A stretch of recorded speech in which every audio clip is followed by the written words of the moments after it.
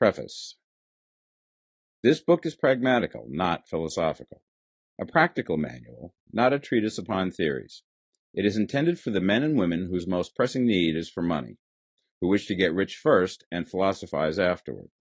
It is for those who have, so far, found neither the time, the means, nor the opportunity to go deeply into the study of metaphysics, but who want results and who are willing to take the conclusions of science as a basis for action, without going into all the processes by which those conclusions were reached. It is expected that the reader will take the fundamental statements upon faith, just as he would take statements concerning a law of electrical action if they were promulgated by a Marconi or an Edison, and taking the statements upon faith, that he will prove their truth by acting upon them without fear or hesitation. Every man or woman who does this will certainly get rich, for the science herein applied is an exact science, and failure is impossible. For the benefit, however, of those who wish to investigate philosophical theories and so secure a logical basis for faith, I will here cite certain authorities. The monistic theory of the universe, the theory that one is all and that all is one, that one substance manifests itself as the seeming many elements of the material world, is of Hindu origin and has been gradually winning its way into the thought of the Western world for 200 years. It is the foundation of all the Oriental philosophies and of those of Descartes, Spinoza, Leibniz, Schopenhauer, Hegel, and Emerson. The reader who would dig to the philosophical foundations of this is advised to read Hegel and Emerson for himself. In writing this book, I have sacrificed all other considerations to plainness and simplicity of style, so that all might understand. The plan of action laid down herein was deduced from the conclusions of philosophy. It has been thoroughly tested and bears the supreme test of practical experiment. It works. If you wish to know how the conclusions were arrived at, read the writings of the authors mentioned above. And if you wish to reap the fruits of their philosophies in actual practice, read this book and do exactly as it tells you to do. The author. Chapter 1. The Right to be Rich. Whatever may be said in praise of poverty, the fact remains that it is not possible to live a really complete or successful life unless one is rich. No man can rise to his greatest possible height in talent or soul development unless he has plenty of money. For to unfold the soul and to develop talent, he must have many things to use, and he cannot have these things unless he has money to buy them with. A man develops in mind, soul, and body by making use of these things, and society is so organized that man must have money in order to become the possessor of things. Therefore, the basis of all advancement for man must be the science of getting rich. The object of all life is development, and everything that lives has an inalienable right to all the development it is capable of attaining.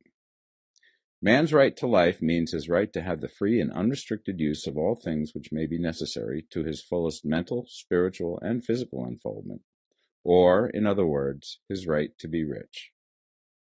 I shall not speak of riches in a figurative way. To be really rich does not mean to be satisfied or contented with a little. No man ought to be satisfied with little if he is capable of using and enjoying more. The purpose of nature is the advancement and unfoldment of life, and every man should have all that can contribute to the power, elegance, beauty, and richness of life. To be content with less is sinful. The man who owns all he wants for the living of all the life he is capable of living is rich, and no man who has not plenty of money can have all he wants. Life has advanced so far and become so complex that even the most ordinary man or woman requires a great amount of wealth in order to live in a manner that even approaches completeness. Every person naturally wants to become all that they are capable of becoming. This desire to realize innate possibilities is inherent in human nature. We cannot help wanting to be all that we can be. Success in life is becoming what you want to be. You can become what you want to be only by making use of things, and you can have the free use of things only as you become rich enough to buy them. To understand the science of getting rich is therefore the most essential of all knowledge. There is nothing wrong in wanting to get rich. The desire for riches is really the desire for a richer, fuller, and more abundant life, and that desire is praiseworthy. The man who does not desire to live more abundantly is abnormal, and so the man who does not desire to have money enough to buy all he wants is abnormal. There are three motives for which we live. We live for the body, we live for the mind, we live for the soul. No one of these is better or holier than the other. All are alike desirable, and no one of the three, body, mind, or soul, can live fully if either of the others is cut short of full life and expression. It is not right or noble to live only for the soul and deny mind or body, and it is wrong to live for the intellect and deny body or soul. We are all acquainted with the loathsome consequences of living for the body and denying both mind and soul, and we see that real life means the complete expression of all that man can give forth through body, mind, and soul. Whatever he can say, no man can be really happy or satisfied unless his body is living fully in every function, and unless the same is true of his mind and his soul. Wherever there is unexpressed possibility, or function not performed, there is unsatisfied desire. Desire is possibility seeking expression, or function seeking performance. Man cannot live fully in body without good food, comfortable clothing, and warm shelter, and without freedom from excessive toil. Rest and recreation are also necessary to his physical life. He cannot live fully in mind without books and time to study them, without opportunity for travel and observation, or without intellectual companionship. To live fully in mind, he must have intellectual recreations and must surround himself with all the objects of art and beauty he is capable of using and appreciating. To live fully in soul, man must have love, and love is denied expression by poverty. A man's highest happiness is found in the bestowal of benefits on those he loves. Love finds its most natural and spontaneous expression in giving. The man who has nothing to give cannot fill his place as a husband or father, as a citizen or as a man. It is in the use of material things that a man finds full life for his body, develops his mind, and unfolds his soul. It is therefore of supreme importance to him that he should be rich. It is perfectly right that you should desire to be rich. If you are a normal man or woman, you cannot help doing so. It is perfectly right that you should give your best attention to the science of getting rich, for it is the noblest and most necessary of all studies. If you neglect this study, you are derelict in your duty to yourself, to God, and humanity, for you can render to God and humanity no greater service than to make the most of yourself. Chapter 2. There is a science of getting rich. There is a science of getting rich, and it is an exact science, like algebra or arithmetic. There are certain laws which govern the process of acquiring riches. Once these laws are learned and obeyed by any man, he will get rich with mathematical certainty. The ownership of money and property comes as a result of doing things in a certain way. Those who do things in this certain way, whether on purpose or accidentally, get rich, while those who do not do things in this certain way, no matter how hard they work or how able they are, remain poor. It is a natural law that like causes always produce like effects, and therefore any man or woman who learns to do things in this certain way will infallibly get rich. That the above statement is true is shown by the following facts. Getting rich is not a matter of environment, for if it were, all the people in certain neighborhoods would become wealthy. The people of one city would all be rich, while those of other towns would all be poor. Or the inhabitants of one state would roll in wealth, and those of an adjoining state would be in poverty. But everywhere we see rich and poor living side by side, in the same environment, and often engaged in the same vocations. When two men are in the same locality and in the same business, and one gets rich while the other remains poor, it shows that getting rich is not primarily a matter of environment. Some environments may be more favorable than others, but when two men in the same business are in the same neighborhood, and one gets rich while the other fails, it indicates that getting rich is the result of doing things in a certain way. And further, the ability to do things in this certain way is not due solely to the possession of talent, for many people who have great talent remain poor, while others who have very little talent get rich. Studying the people who have gotten rich, we find that they are an average lot in all respects, having no greater talents and abilities than other men. It is evident that they do not get rich because they possess talents and abilities that other men have not, but because they happen to do things in a certain way. Getting rich is not the result of saving or thrift. Many very penurious people are poor, while free spenders often get rich. Nor is getting rich due to doing things which others fail to do. For two men in the same business often do almost exactly the same things, and one gets rich while the other remains poor or becomes bankrupt. From all these things, we must come to the conclusion that getting rich is the result of doing things in a certain way. If getting rich is the result of doing things in a certain way, then any man or woman who can do things in that way can become rich, and the whole matter is brought within the domain of exact science. The question arises here whether this certain way may not be so difficult that only a few may follow it. This cannot be true, as we have seen, so far as natural ability is concerned. Talented people get rich, and blockheads get rich. Intellectually brilliant people get rich, and very stupid people get rich. Physically strong people get rich, and weak and sickly people get rich. Some degree of ability to think and understand is, of course, essential. But insofar natural ability is concerned, any man or woman who has sense enough to read and understand these words can certainly get rich. Also, we have seen that it is not a matter of environment. Location counts for something. One would not go to the heart of the Sahara and expect to do successful business. Getting rich involves the necessity of dealing with men and of being where there are people to deal with. And if these people are inclined to deal in the way that you want to deal, so much the better. But that is about as far as environment goes. If anybody else in your town can get rich, so can you. And if anybody else in your state can get rich, so can you. Again, it is not a matter of choosing some particular business or profession. People get rich in every business and in every profession, while their next-door neighbors in the same vocation remain in poverty. It is true that you will do best in a business which you like and which is congenial to you. And if you have certain talents which are well developed, you will do best in a business which calls for the exercise of those talents. Also, you will do best in a business which is suited to your locality. An ice cream parlor would do better in a warm climate than in Greenland, and a salmon fishery will succeed better in the Northwest than in Florida, where there are no salmon.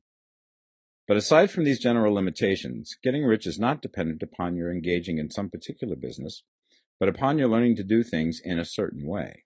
If you are now in business and anybody else in your locality is getting rich in the same business, while you are not getting rich, it is because you are not doing things in the same way that the other person is doing them.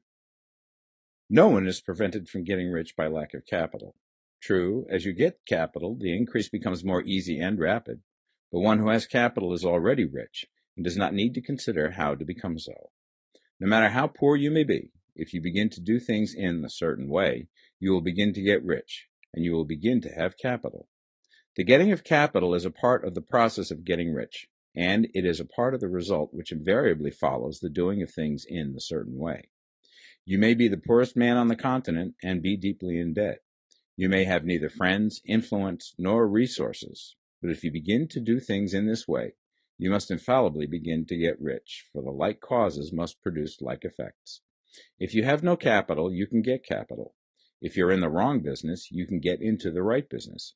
If you're in the wrong location, you can go to the right location, and you can do so by beginning in your present business and in your present location to do things in the certain way which causes success.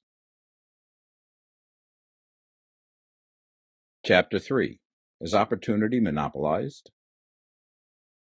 No man is kept poor because opportunity has been taken away from him, because other people have monopolized the wealth and have put a fence around it. You may be shut off from engaging in business in certain lines, but there are other channels open to you. Probably it would be hard for you to get control of any of the great railroad systems. That field is pretty well monopolized, but the electric railway business is still in its infancy and offers plenty of scope for enterprise. And it will be but a very few years until traffic and transportation through the air will become a great industry, and in all its branches will give employment to hundreds of thousands and perhaps to millions of people. Why not turn your attention to the development of aerial transportation, instead of competing with J.J. Hill and others for a chance in the steam railway world? It is quite true that if you are a working man in the employ of the Steel Trust, you have very little chance of becoming the owner of the plant in which you work. But it is also true that if you will commence to act in a certain way, you can soon leave the employ of the Steel Trust. You can buy a farm from 10 to 40 acres and engage in business as a producer of foodstuffs. There is great opportunity at this time for men who will live upon small tracts of land and cultivate the same intensively. Such men will certainly get rich. You may say that it is impossible for you to get the land, but I'm going to prove to you that it is not impossible, and that you can certainly get a farm if you will go to work in a certain way. At different periods, the tide of opportunity sets in different directions, according to the needs of the whole, and the particular stage of social evolution which has been reached. At present, in America, it is setting towards agricultural and the allied industries and professions. Today, opportunity is open before the factory worker in his line. It is open before the businessman who supplies the farmer more than before the one who supplies the factory worker, and before the professional man who waits upon the farmer more than before the one who serves the working class. There is an abundance of opportunity for the man who will go with the tide instead of trying to swim against it. So the factory workers, either as individuals or as a class, are not deprived of opportunity. The workers are not being kept down by their masters. They are not being ground by the trusts and combinations of capital. As a class, they are where they are because they do not do things in a certain way. If the workers of America chose to do so, they could follow the example of their brothers in Belgium and other countries and establish great department stores and cooperative industries. They could elect men of their own class to office and pass laws favoring the development of such cooperative industries, and in a few years they could take peaceable possession of the industrial field. The working class may become the master class whenever they will begin to do things in a certain way. The law of wealth is the same for them as it is for all others. This they must learn, and they will remain where they are as long as they continue to do as they do. The individual worker, however, is not held down by the ignorance or the mental slothfulness of his class. He can follow the tide of opportunity to riches, and this book will tell him how. No one is kept in poverty by a shortness in the supply of riches. There is more than enough for all. A palace as large as the Capitol in Washington might be built for every family on earth from the building material in the United States alone. And under intensive cultivation, this country would produce wool, cotton, linen, and silk enough to clothe each person in the world finer than Solomon was arrayed in all his glory, together with food enough to feed them all luxuriously.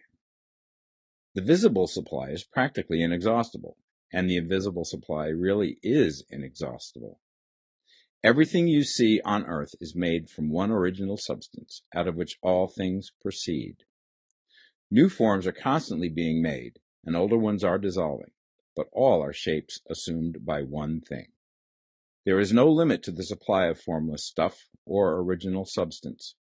The universe is made out of it, but it was not all used in making the universe.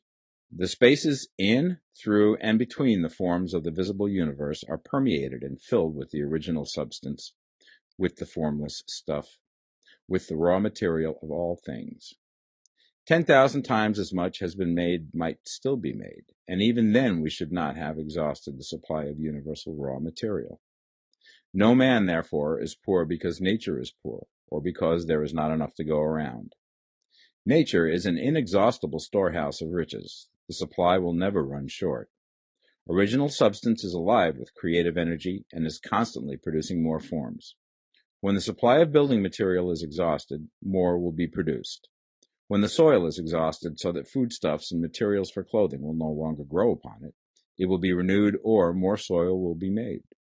When all the gold and silver has been dug from the earth, if man is still in such a stage of social development that he needs gold and silver, more will be produced from the formless. The formless stuff responds to the needs of man. It will not let him be without any good thing. This is true of man collectively. The race as a whole is always abundantly rich, and if individuals are poor, it is because they do not follow the certain way of doing things which makes the individual man rich. The formless stuff is intelligent. It is stuff which thinks. It is alive and is always impelled towards more life. It is the natural and inherent impulse of life to seek to live more. It is the nature of intelligence to enlarge itself, and of consciousness to seek to extend its boundaries and find fuller expression. The universe of forms has been made by formless living substance, throwing itself into form in order to express itself more fully. The universe is a great living presence, always moving inherently towards more life and fuller functioning. Nature is formed for the advancement of life. Its impelling motive is the increase of life. For this cause, everything which can possibly minister to life is bountifully provided. There can be no lack unless God is to contradict himself and nullify his own works. You are not kept poor by lack in the supply of riches. It is a fact which I shall demonstrate a little further on, that even the resources of the formless supply are at the command of the man or woman who will act and think in a certain way. Chapter 4. The first principle in the science of getting rich. Thought is the only power which can produce tangible riches from the formless substance. The stuff from which all things are made is a substance which thinks, and a thought of form in this substance produces the form. Original substance moves according to its thoughts. Every form and process you see in nature is the visible expression of a thought in original substance. As the formless stuff thinks of a form, it takes that form. As it thinks of a motion, it makes that motion. That is the way all things were created. We live in a thought world, which is part of a thought universe. The thought of a moving universe extended through formless substance, and the thinking stuff moving according to that thought, took the form of systems of planets and maintains that form. Thinking substance takes the form of its thought and moves according to that thought. Holding the idea of a circling system of suns and worlds, it takes the form of these bodies and moves them as it thinks. Thinking the form of a slow-growing oak tree, it moves accordingly and produces the tree, though centuries may be required to do the work. In creating, the formless seems to move according to the lines of motion it has established. The thought of an oak tree does not cause the instant formation of a full-grown tree, but it does start in motion the forces which will produce the tree, along established lines of growth. Every thought of form held in thinking substance causes the creation of the form, but always, or at least generally, along lines of growth and action already established. The thought of a house of a certain construction, if it were impressed upon formless substance, might not cause the instant formation of the house, but it would cause the turning of creative energies already working in trade and commerce into such channels as to result in the speedy building of the house. And if there were no existing channels through which the creative energy could work, then the house would be formed directly from primal substance, without waiting for the slow processes of the organic and inorganic world. No thought of form can be impressed upon original substance without causing the creation of the form. Man is a thinking center and can originate thought. All the forms that man fashions with his hands must first exist in his thought. He cannot shape a thing until he has thought that thing. And so far, man has confined his efforts wholly to the work of his hands. He has applied manual labor to the world of forms, seeking to change or modify those already existing. He has never thought of trying to cause the creation of new forms by impressing his thoughts upon formless substance. When man has a thought form, he takes material from the forms of nature and makes an image of the form which is in his mind. He has so far made little or no effort to cooperate with formless intelligence, to work with the Father. He has not dreamed that he can do what he seeth the Father doing. Man reshapes and modifies existing forms by manual labor. He has given no attention to the question whether he may not produce things from formless substance by communicating his thoughts to it. We propose to prove that he may do so, to prove that any man or woman may do so, and to show how. As our first step, we must lay down the three fundamental propositions. First, we assert that there is one original formless stuff, or substance, from which all things are made. All the seemingly many elements are but different presentations of one element. All the many forms found in organic and inorganic nature are but different shapes made from the same stuff. And this stuff is thinking stuff. A thought held in it produces the form of the thought. Thought, in thinking substance, produces shapes. Man is a thinking center, capable of original thought. If a man can communicate his thought to original thinking substance, he can cause the creation or formation of the thing he thinks about. To summarize this, there is the thinking stuff from which all things are made, and which, in its original state, permeates, penetrates, and fills the interspaces of the universe. A thought in this substance produces the thing that is imaged by the thought. Man can form things in his thought, and, by impressing his thought upon formless substance, can cause the thing he thinks about to be created. It may be asked if I can prove these statements, and without going into details, I answer that I can do so, both by logic and experience. Reasoning back from the phenomena of form and thought, I come to one original thinking substance. And reasoning forward from that thinking substance, I come to man's power to cause the formation of the thing he thinks about. And by experiment, I find the reasoning true. And this is my strongest proof. If one man who reads this book gets rich by doing what it tells him to do, that is evidence in support of my claim. But if every man who does what it tells him to do gets rich, that is proof positive until someone goes through the process and fails. The theory is true until the process fails, and this process will not fail. For every man who does exactly what this book tells him to do will get rich. I have said that men get rich by doing things in a certain way. And in order to do so, men must become able to think in a certain way. A man's way of doing things is the direct result of the way he thinks about things. To do things in a way that you want to do them, you will have to acquire the ability to think the way you want to think. This is the first step towards getting rich. To think what you want to think is to think truth, regardless of appearances. Every man has the natural and inherent power to think what he wants to think, but it requires far more effort to do so than it does to think the thoughts which are suggested by appearances. To think according to appearance is easy. To think truth regardless of appearances is laborious, and requires the expenditure of more power than any other work man is called upon to perform. There is no labor from which most people shrink as they do from that of sustained and consecutive thought. It is the hardest work in the world. This is especially true when truth is contrary to appearances. Every appearance in the visible world tends to produce a corresponding form in the mind which observes it, and this can only be prevented by holding the thought of the truth. To look upon the appearance of disease will produce the form of disease in your own mind and ultimately in your body, unless you hold the thought of the truth, which is that there is no disease. It is only an appearance, and the reality is health.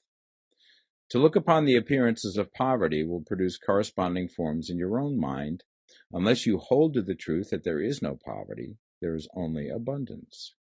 To think health when surrounded by the appearance of disease, or to think riches when in the midst of appearances of poverty, requires power, but he who acquires this power becomes a master mind. He can conquer fate. He can have what he wants.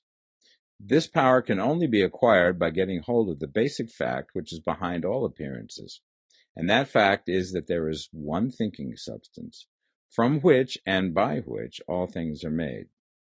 Then we must grasp the truth that every thought held in this substance becomes a form, and that man can so impress his thoughts upon it as to cause them to take form and become visible things. When we realize this, we lose all doubt and fear, for we know that we can create what we want to create, and we can get what we want to have, and can become what we want to be. As a first step towards getting rich, you must believe the three fundamental statements given previously in this chapter, and in order to emphasize them, I repeat them here. There is a thinking stuff from which all things are made, and which, in its original state, permeates, penetrates, and fills the interspaces of the universe. A thought in this substance produces the thing that is imaged by the thought.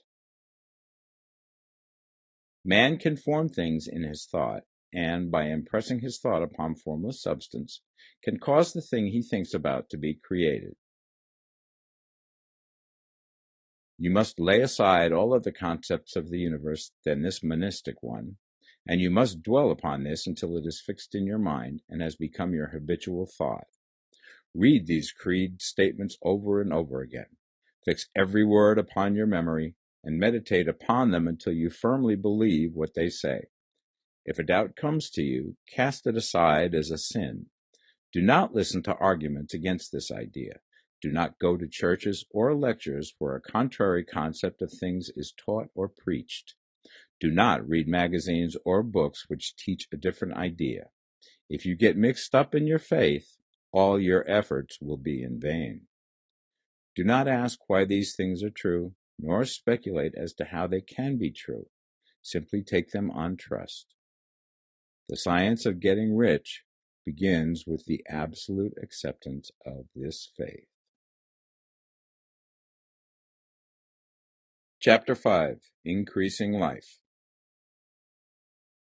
You must get rid of the last vestige of the old idea that there is a deity whose will it is that you should be poor, or whose purposes may be served by keeping you in poverty. The intelligent substance which is all, and in all, which lives in all and lives in you, is a consciously living substance. Being a consciously living substance, it must have the nature and inherent desire of every living intelligence for increase of life. Every living thing must continually seek for the enlargement of its life, because life, in the mere act of living, must increase itself.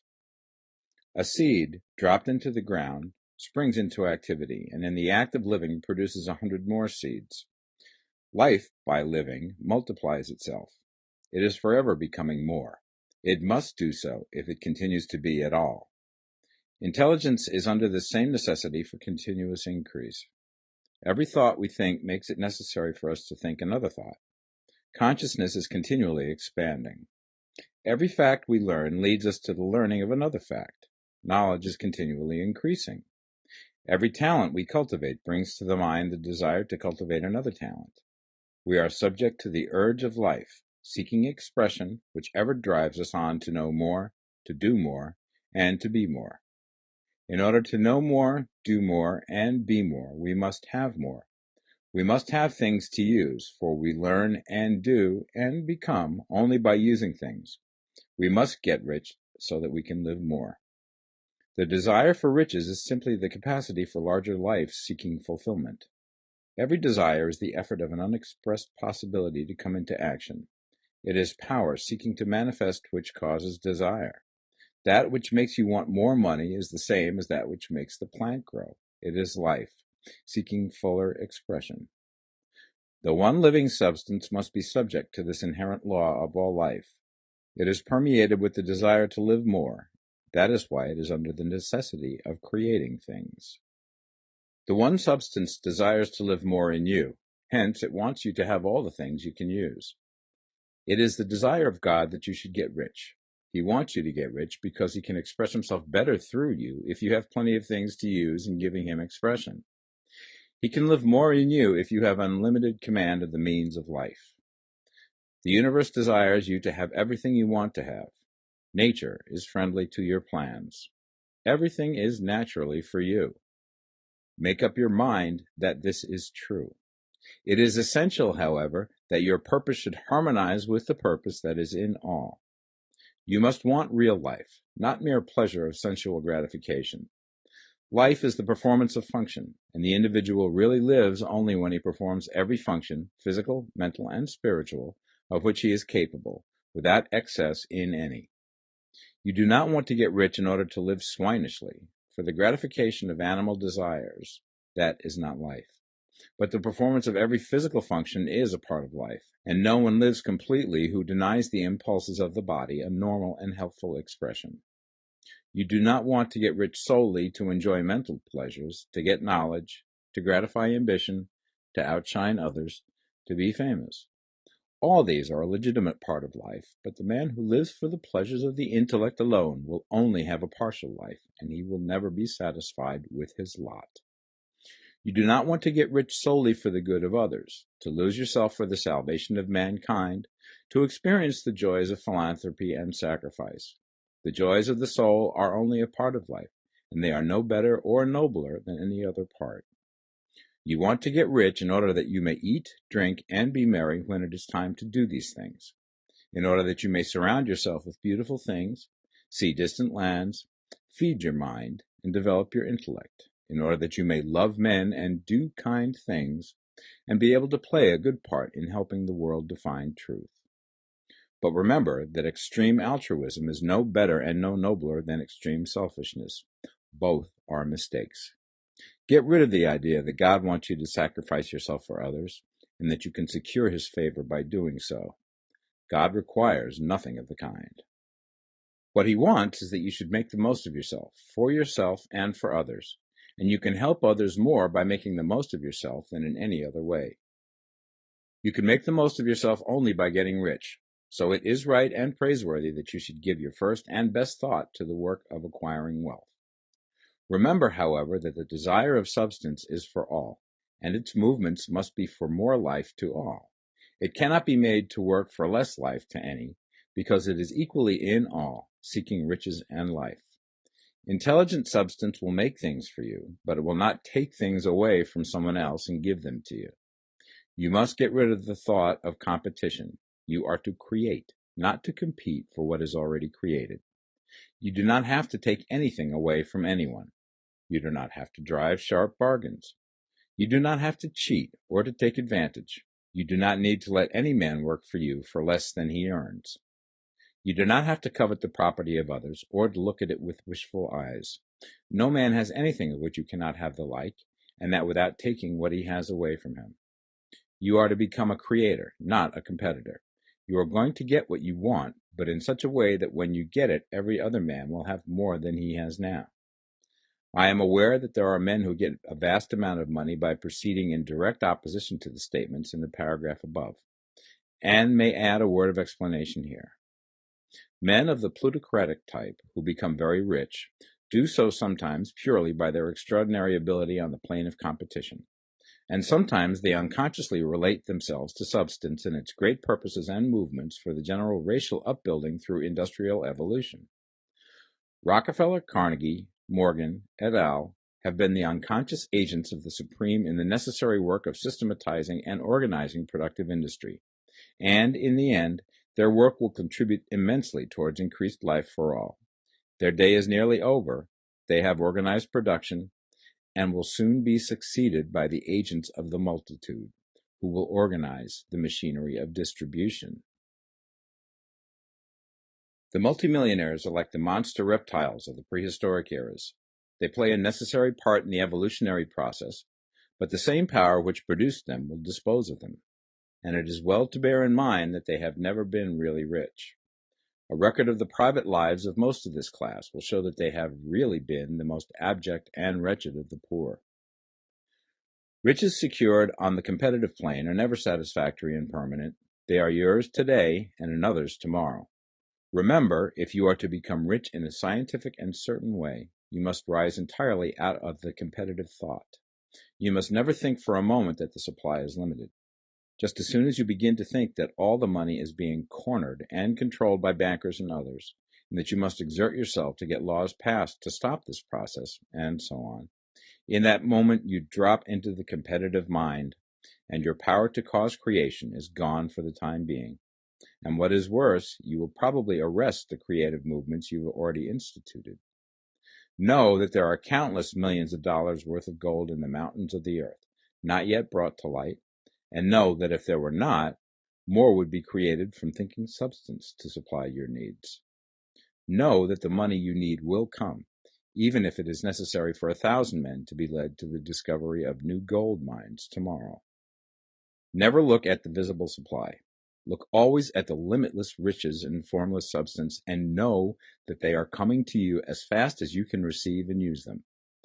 Nobody, by cornering the visible supply, can prevent you from getting what is yours.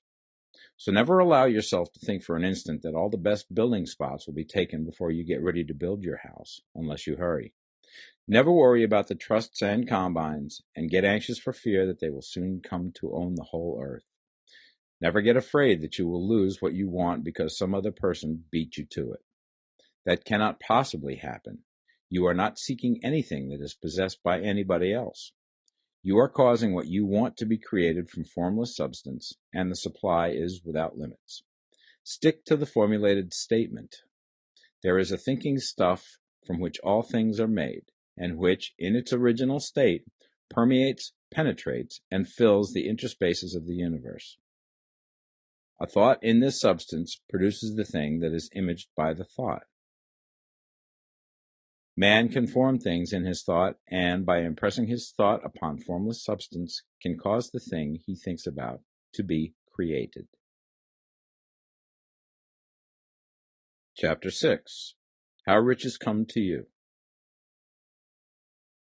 When I say that you do not have to drive sharp bargains, I do not mean that you do not have to drive any bargains at all, or that you are above the necessity for having any dealings with your fellow men. I mean that you will not need to deal with them unfairly. You do not have to get something for nothing, but can give to every man more than you take from him. You cannot give every man more in cash market value than you take from him, but you can give him more in use value than the cash value of the thing you take from him. The paper, ink, and other material in this book may not be worth the money you pay for it, but if the ideas suggested by it bring you thousands of dollars, you have not been wronged by those who sold it to you. They have given you a great use value for a small cash value. Let us suppose that I own a picture by one of the great artists, which in any civilized community is worth thousands of dollars. I take it to Baffin Ray, and by salesmanship induce an Eskimo to give a bundle of furs worth $500 for it. I have really wronged him, for he has no use for the picture. It has no value to him. It will not add to his life. But suppose I give him a gun worth $50 for his furs. Then he has made a good bargain. He has use for the gun. It will get him many more furs and much food. It will add to his life in every way. It will make him rich. When you rise from the competitive to the creative plane, you can scan your business transactions very strictly. And if you are selling any man anything which does not add more to his life than the thing he gives you in exchange, you can afford to stop it. You do not have to beat anybody in business. And if you are in a business which does beat people, get out of it at once. Give every man more in use value than you take from him in cash value. Then you are adding to the life of the world by every business transaction. If you have people working for you, you must take from them more in cash value than you pay them in wages. But you can so organize your business that it will be filled with the principle of advancement, and so that each employee who wishes to do so may advance a little every day. You can make your business do for your employees what this book is doing for you. You can so conduct your business that it will be a sort of ladder, by which every employee who will take the trouble may climb to riches himself, and, given the opportunity, if he will not do so, it is not your fault. And finally, because you are to cause the creation of your riches from formless substance which permeates all your environment, it does not follow that they are to take shape from the atmosphere and come into being before your eyes. If you want a sewing machine, for instance, I do not mean to tell you that you are to impress the thought of a sewing machine on thinking substance until the machine is formed without hands, in the room where you sit or elsewhere. But if you want a sewing machine, hold the mental image of it with the most positive certainty that it is being made, or is on its way to you. After once forming the thought, have the most absolute and unquestioning faith that the sewing machine is coming. Never think of it, or speak of it, in any other way than as being sure to arrive. Claim it as already yours. It will be brought to you by the power of the Supreme Intelligence, acting upon the minds of men. If you live in Maine, it may be that a man will be brought from Texas or Japan to engage in some transaction which will result in your getting what you want. If so, the whole matter will be as much to that man's advantage as it is to yours. Do not forget for a moment that the thinking substance is through all, in all, communicating with all, and can influence all. The desire of thinking substance for a fuller life and better living has caused the creation of all the sewing machines already made, and it can cause the creation of millions more, and will, whenever men set it in motion by desire and faith, and by acting in a certain way. You can certainly have a sewing machine in your house, and it is just as certain that you can have any other thing or things which you want, and which you will use for the advancement of your own life and the lives of others. You need not hesitate about asking largely. It is your Father's pleasure to give you the kingdom, said Jesus. Original substance wants to live all that is possible in you, and wants you to have all that you can or will use for the living of the most abundant life. If you fix upon your consciousness the fact that the desire you feel for the possession of riches is one with the desire of omnipotence for more complete expression, your faith becomes invincible. Once I saw a little boy sitting at a piano, and vainly tried to bring harmony out of the keys, and I saw that he was grieved and provoked by his inability to play real music. I asked him the cause of his vexation, and he answered, I can feel the music in me, but I can't make my hands go right.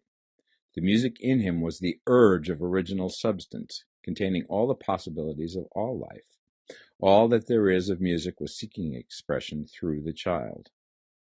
God, the one substance, is trying to live and do and enjoy things through humanity. He is saying, I want hands to build wonderful structures, to play divine harmonies, to paint glorious pictures. I want feet to run my errands, eyes to see my beauties, tongues to tell mighty truths and to sing marvelous songs, and so on. All that there is of possibility is seeking expression through men. God wants those who can play music to have pianos and every other instrument, and to have the means to cultivate their talents to the fullest extent. He wants those who can appreciate beauty to be able to surround themselves with beautiful things. He wants those who can discern truth to have every opportunity to travel and observe. He wants those who can appreciate dress to be beautifully clothed, and those who can appreciate good food to be luxuriously fed. He wants all these things because it is himself that enjoys and appreciates them. It is God who wants to play and sing and enjoy beauty and proclaim truth and wear fine clothes and eat good food.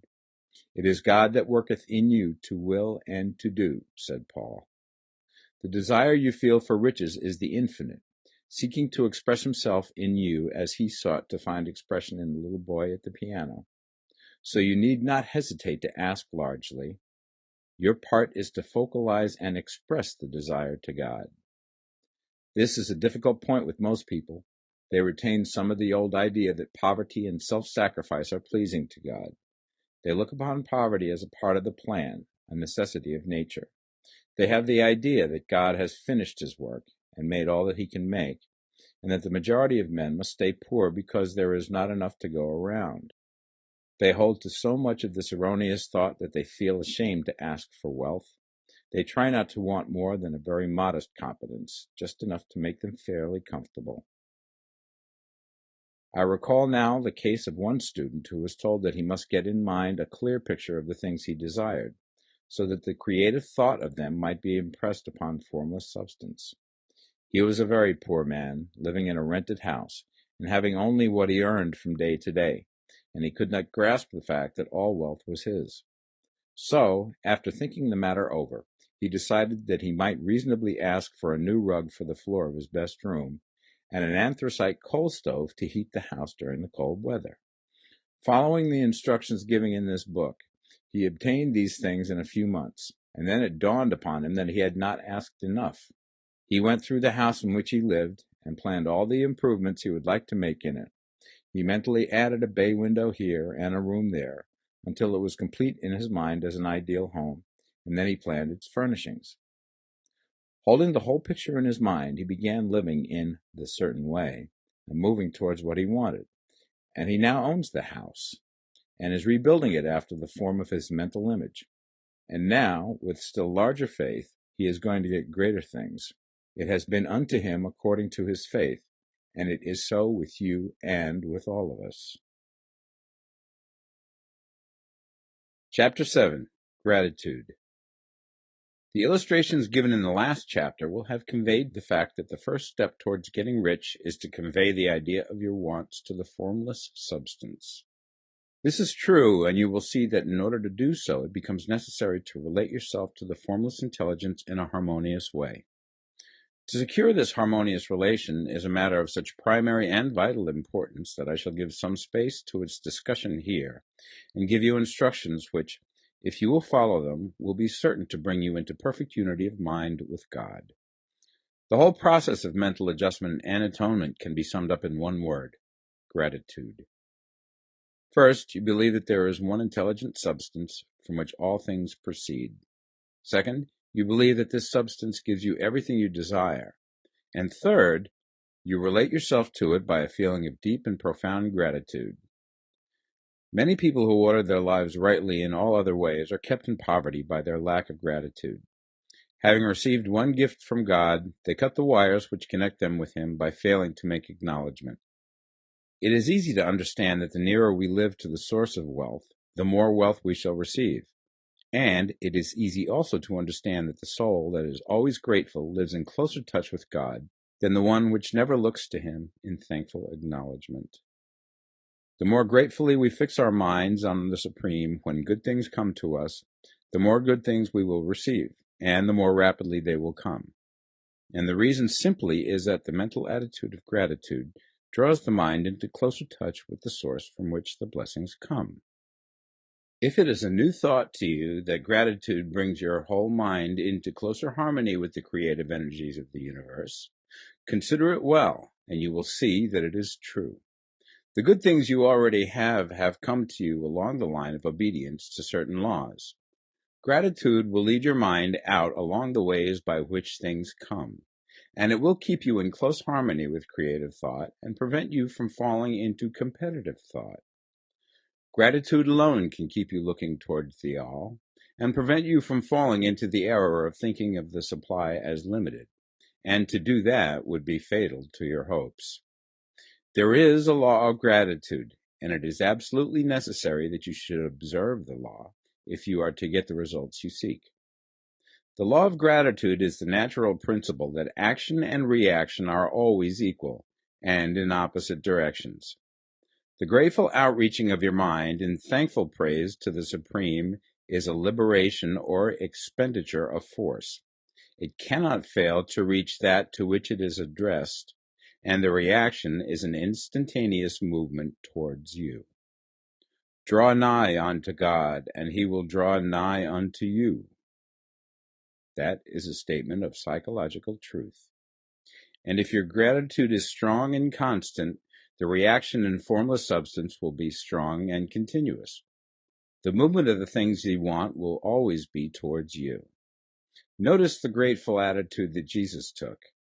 How he always seemed to be saying, I thank thee, Father, that thou hearest me. You cannot exercise much power without gratitude, for it is gratitude that keeps you connected with power. But the value of gratitude does not consist solely in getting you more blessings in the future. Without gratitude, you cannot long keep from dissatisfied thought regarding things as they are. The moment you permit your mind to dwell with dissatisfaction upon things as they are, you begin to lose ground.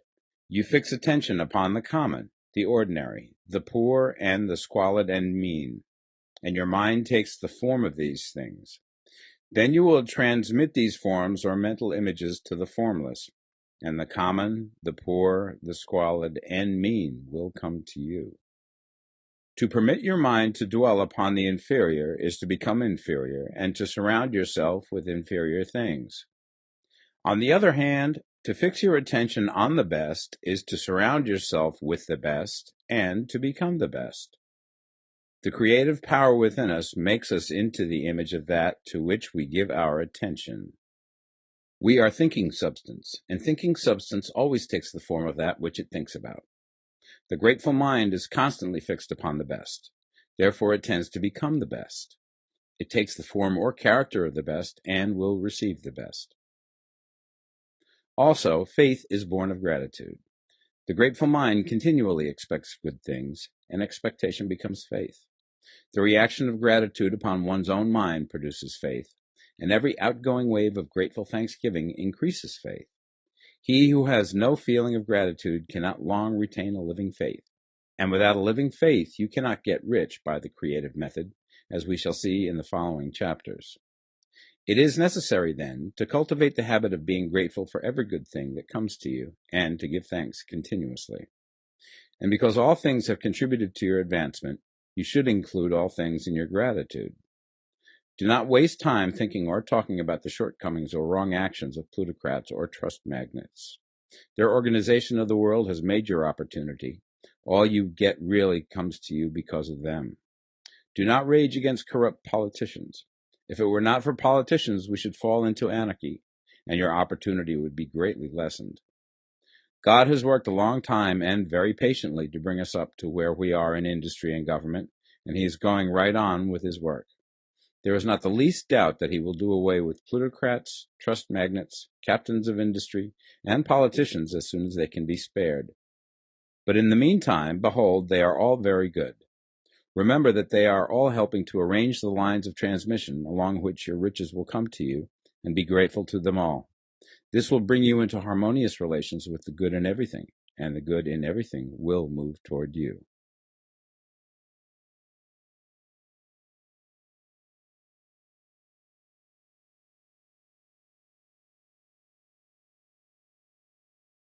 The Science of Getting Rich, Part 2.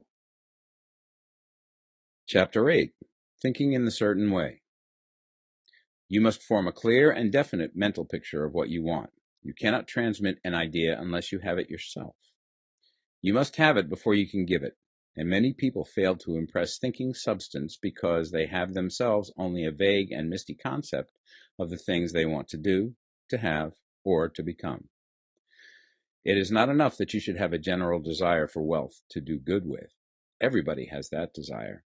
It is not enough that you should have a wish to travel, see things, live more, etc. Everybody has those desires also. If you were going to send a wireless message to a friend, you would not send the letters of the alphabet in their order and let him construct the message for himself, nor would you take words at random from the dictionary. You would send a coherent sentence, one which meant something. When you try to impress your wants upon substance, remember that it must be done by a coherent statement. You must know what you want and be definite. You can never get rich or start the creative power into action by sending out unformed longings and vague desires. Go over your desires just as the man I have described went over his house. See just what you want and get a clear mental picture of it as you wish it to look when you get it.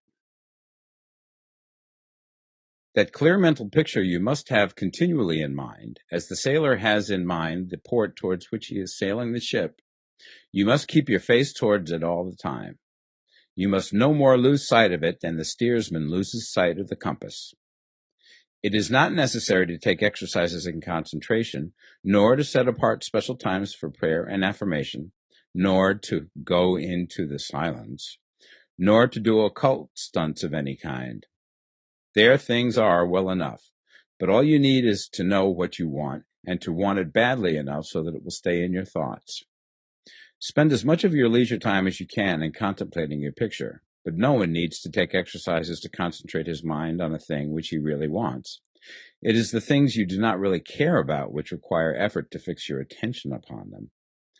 And unless you really want to get rich, so that the desire is strong enough to hold your thoughts directly to the purpose, as the magnetic pole holds the needle of the compass, it will hardly be worthwhile for you to try to carry out the instructions given in this book. The methods herein set forth are for people whose desire for riches is strong enough to overcome mental laziness and the love of ease, and make them work. The more clear and definite you make your pictures then, and the more you dwell upon it, bringing out all of its delightful details, the stronger your desire will be. And the stronger your desire, the easier it will be to hold your mind fixed upon the picture of what you want. Something more is necessary, however, than merely to see the picture clearly. If that is all you do, you are only a dreamer, and will have little or no power for accomplishment.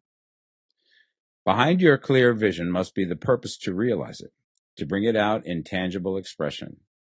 And behind this purpose must be an invincible and unwavering faith that the thing is already yours, that it is at hand, and you have only to take possession of it. Live in the new house mentally until it takes form around you physically. In the mental realm, enter at once into full enjoyment of the things you want. Whatsoever things ye ask for when ye pray, believe that ye receive them, and ye shall have them, said Jesus. See the things you want as if they were actually around you all the time. See yourself as owning and using them. Make use of them in imagination, just as you will use them when they are your tangible possessions. Dwell upon your mental picture until it is clear and distinct, and then take the mental attitude of ownership towards everything in that picture. Take possession of it in mind, in the full faith that it is actually yours. Hold to this mental ownership. Do not waver for an instant in the faith that it is real. And remember what was said in the preceding chapter about gratitude. Be as thankful for it all the time as you expect to be when it has taken form.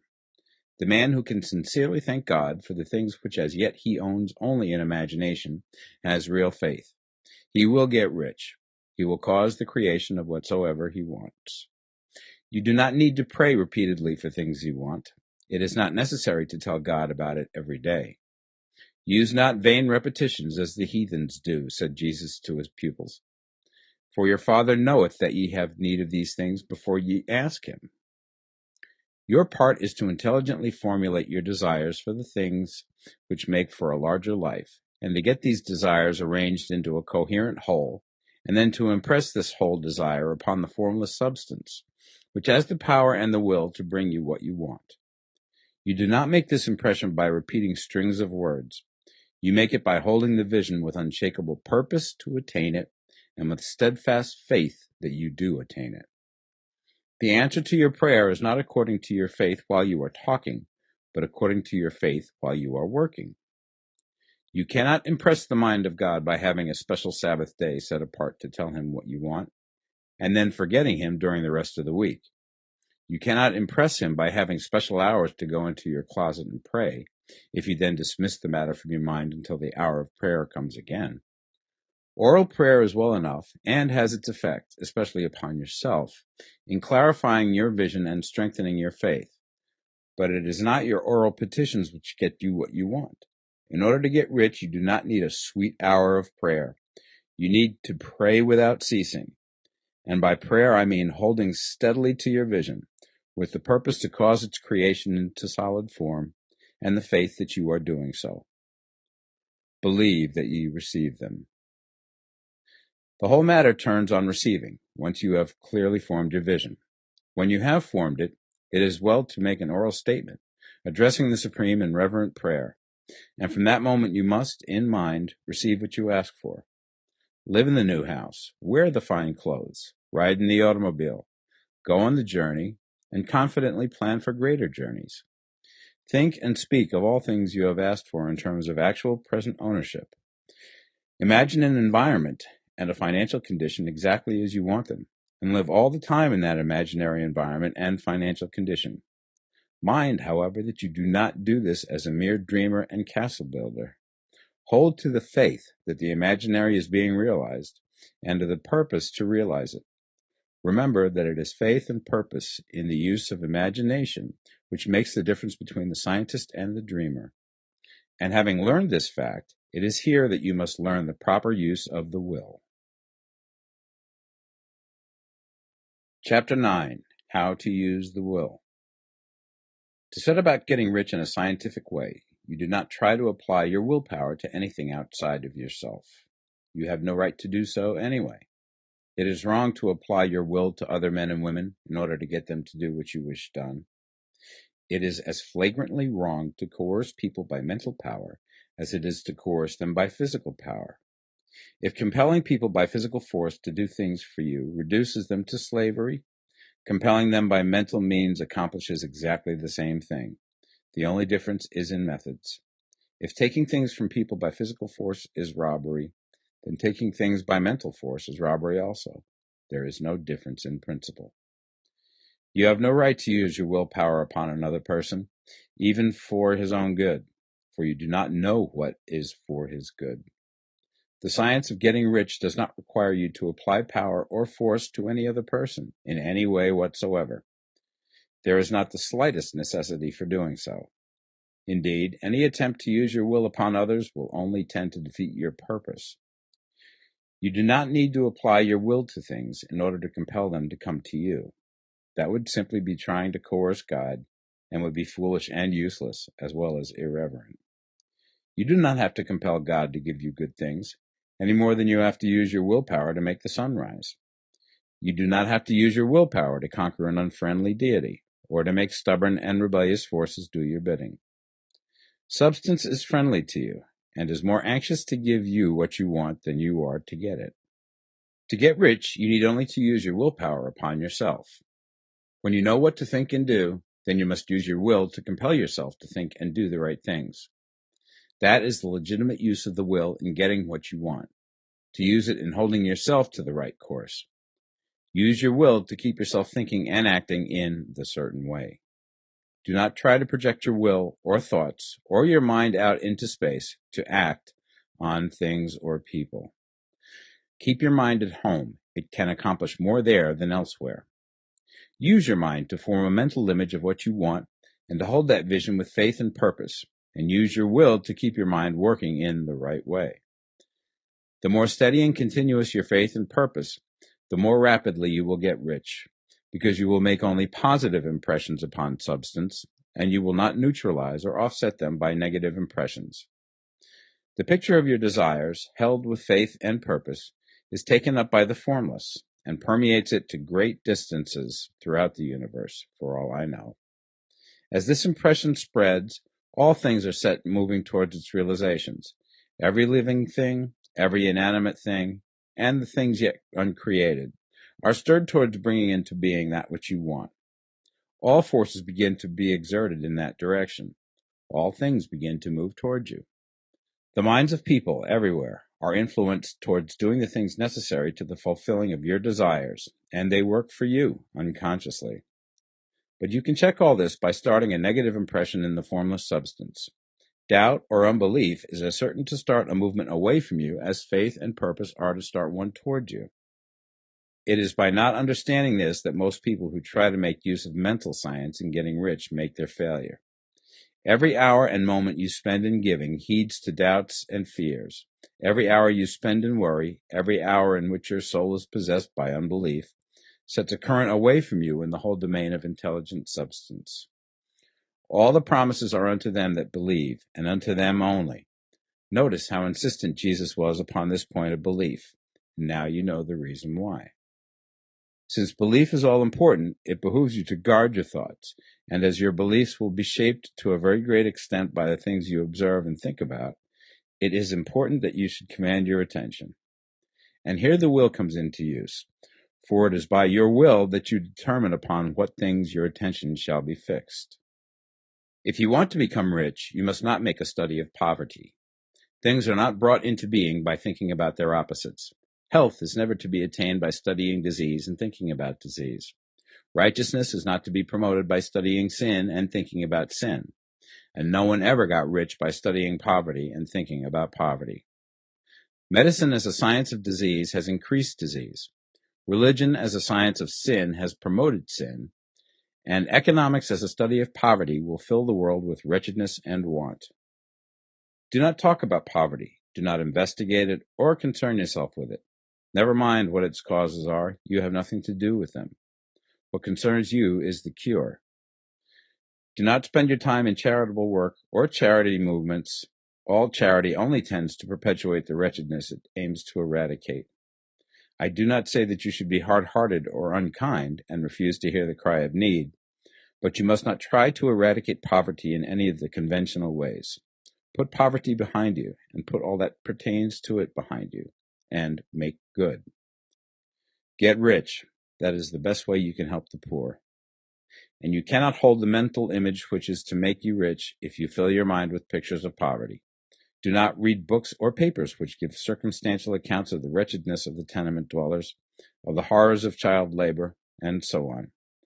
Do not read anything which fills your mind with gloomy images of want and suffering. You cannot help the poor in the least by knowing about these things, and the widespread knowledge of them does not tend at all to do away with poverty. What tends to do away with poverty is not getting the pictures of poverty into your mind, but getting pictures of wealth into the minds of the poor. You are not deserting the poor in their misery when you refuse to allow your mind to be filled with pictures of that misery. Poverty can be done away with, not by increasing the number of well-to-do people who think about poverty, but by increasing the number of poor people who purpose with faith to get rich. The poor do not need charity, they need inspiration. Charity only sends them a loaf of bread to keep them alive in their wretchedness, or give them an entertainment to make them forget for an hour or two. But inspiration will cause them to rise out of their misery. If you want to help the poor, demonstrate to them that they can become rich. Prove it by getting rich yourself. The only way in which poverty will ever be banished from this world is by getting a large and constantly increasing number of people to practice the teachings of this book. People must be taught to become rich by creation, not by competition. Every man who becomes rich by competition throws down behind him the ladder by which he rises and keeps others down. But every man who gets rich by creation opens a way for thousands to follow him and inspires them to do so. You are not showing hardness of heart or an unfeeling disposition when you refuse to pity poverty, see poverty, read about poverty, or think or talk about it, or to listen to those who do talk about it.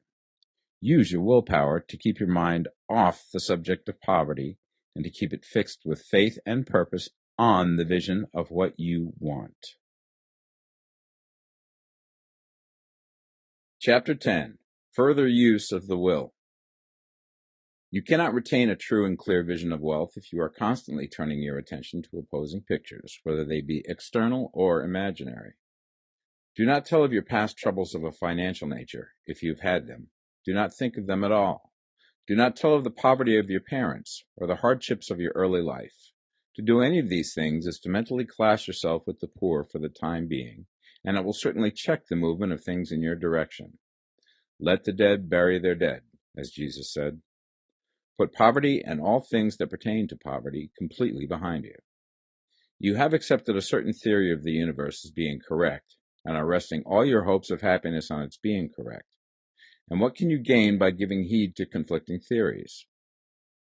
Do not read religious books which tell you that the world is soon coming to an end, and do not read the writing of muckrakers and pessimistic philosophers who tell you that it is going to the devil.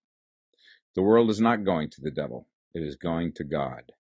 It is wonderful becoming. True, there may be a good many things in existing conditions which are disagreeable, but what is the use of studying them when they are certainly passing away, and when the study of them only tends to check their passing and keep them with us? Why give time and attention to things which are being removed by evolutionary growth, when you can hasten their removal only by promoting the evolutionary growth as far as your part of it goes? No matter how horrible and seeming may be the conditions in certain countries, sections, or places, you waste your time and destroy your own chances by considering them. You should interest yourself in the world's becoming rich. Think of the riches in the world as coming to, instead of the poverty it is growing out of.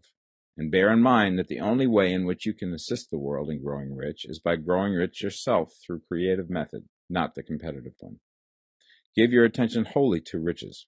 Ignore poverty. Whenever you think or speak of those who are poor, think and speak of them as those who are becoming rich, as those who are to be congratulated rather than pitied. Then they and others will catch the inspiration and begin to search for the way out. Because I say that you are to give your whole time and mind and thought to riches, it does not follow that you are to be sordid or mean. To become really rich is the noblest aim you can have in life, for it includes everything else. On the competitive plane, the struggle to get rich is a godless scramble for power over other men. But when we come into the creative mind, all this is changed. All that is possible in the way of greatness and soul unfoldment, of service and lofty endeavor, comes by way of getting rich. All is made possible by the use of things. If you lack for physical health, you will find that the attainment of it is conditional on you getting rich. Only those who are emancipated from financial worry and who have the means to live a carefree existence and follow hygienic practices can have and retain health. Moral and spiritual greatness is possible only to those who are above the competitive battle for existence, and only those who are becoming rich on the plane of creative thought are free from the degrading influences of competition.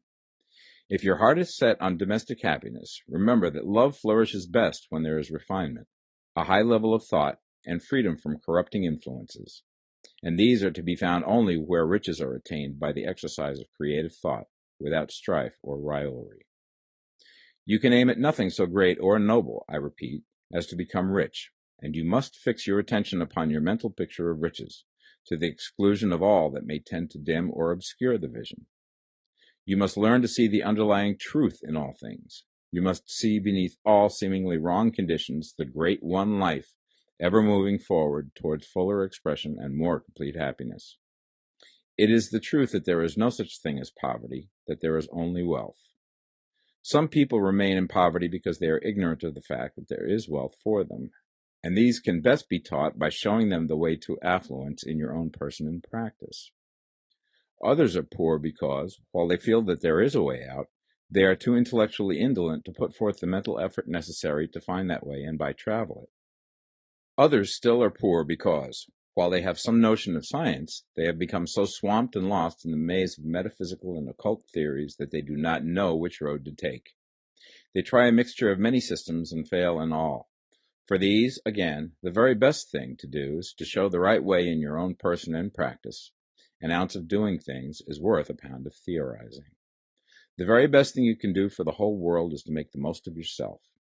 You can serve God and man in no more effective way than by getting rich, That is, if you get rich by the creative method and not by the competitive one. Another thing, we assert that this book gives in detail the principles of the science of getting rich. And if that is true, you do not need to read any other book upon the subject. This may sound narrow and egotistical, but consider. There is no more scientific method of computation in mathematics than by addition, subtraction, multiplication, and division. No other method is possible. There can be but one shortest distance between 2 points.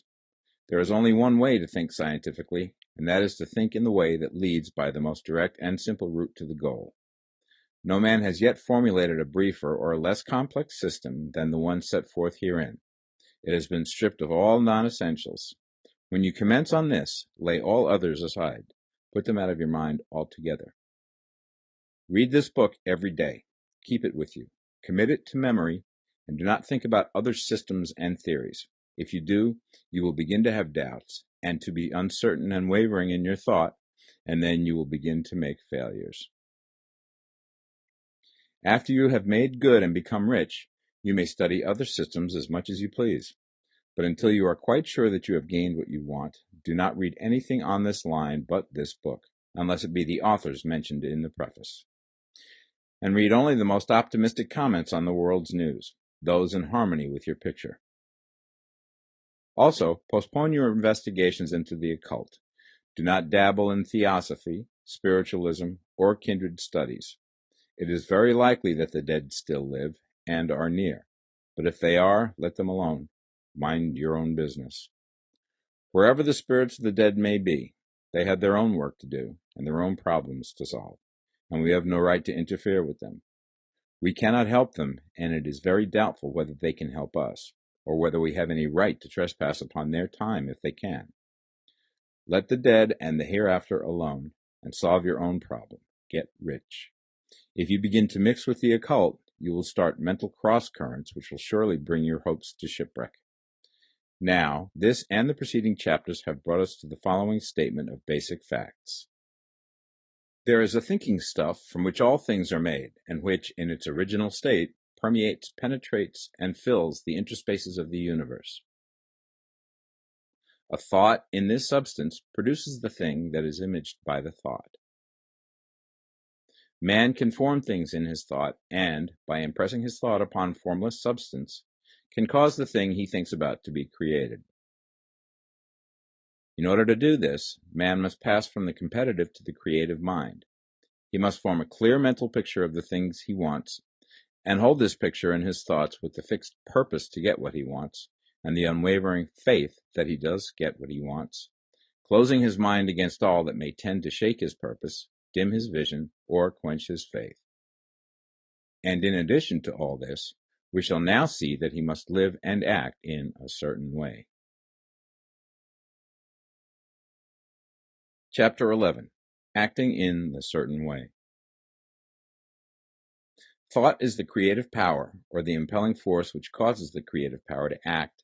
Thinking in a certain way will bring riches to you, but you must not rely upon thought alone, paying no attention to personal action. That is the rock upon which many otherwise scientific metaphysical thinkers meet shipwreck, the failure to connect thought with personal action.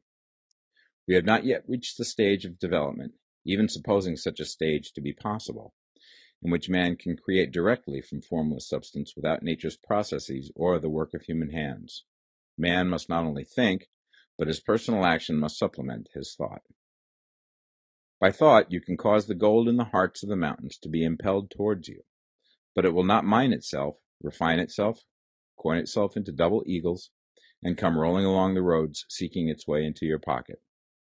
Under the impelling power of the Supreme Spirit, men's affairs will be so ordered that someone will be led to mine the gold for you. Other men's business transactions will be so directed that the gold will be brought toward you, and you must so arrange your own business affairs that you may be able to receive it when it comes to you.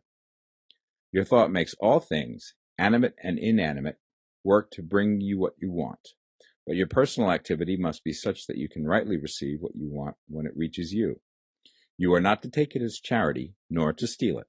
You must give every man more in use value than he gives you in cash value. The scientific use of thought consists in forming a clear and distinct mental image of what you want, in holding fast to the purpose to get what you want, and in realizing with grateful faith that you do get what you want. Do not try to project your thought in any mysterious or occult way, with the idea of having it go out and do things for you. That is a wasted effort and will weaken your power to think with sanity. The action of thought in getting rich is fully explained in the preceding chapters. Your faith and purpose positively impress your vision upon formless substance, which has the same desire for more life that you have. And this vision, received from you, sets all the creative forces at work in and through their regular channels of action, but directed towards you. It is not your part to guide or supervise the creative process. All you have to do with that is to retain your vision, stick to your purpose, and maintain your faith and gratitude. But you must act in a certain way, so that you can appropriate what is yours when it comes to you, so that you can meet the things you have in your picture and put them in their proper places as they arrive. You can really see the truth of this. When things reach you, they will be in the hands of other men, who will ask an equivalent for them. And you can only get what is yours by giving the other man what is his. Your pocketbook is not going to be transformed into a Fortunata's purse, which shall be always full of money without effort on your part. This is the crucial point in the science of getting rich, right here, where thought and personal action must be combined. There are very many people who, consciously or unconsciously, set the creative forces in action by the strength and persistence of their desires, but who remain poor because they do not provide for the reception of the thing they want when it comes. By thought, the thing you want is brought to you. By action, you receive it. Whatever your action is to be, it is evident that you must act now. You cannot act in the past, and it is essential to the clearness of your mental vision that you dismiss the past from your mind. You cannot act in the future, for the future is not here yet, and you cannot tell how you will want to act in any future contingency until that contingency has arrived. Because you are not in the right business or the right environment now, do not think that you must postpone action until you get into the right business or environment. And do not spend time in the present taking thought as to the best course in possible future emergencies. Have faith in your ability to meet any emergency when it arrives. If you act in the present with your mind on the future, your present action will be with a divided mind and will not be effective. Put your whole mind into present action. Do not give your creative impulse to original substance, and then sit down and wait for results. If you do, you will never get them. Act now. There is never any time but now, and there never will be any time but now. If you are ever to begin to make ready for the reception of what you want, you must begin now.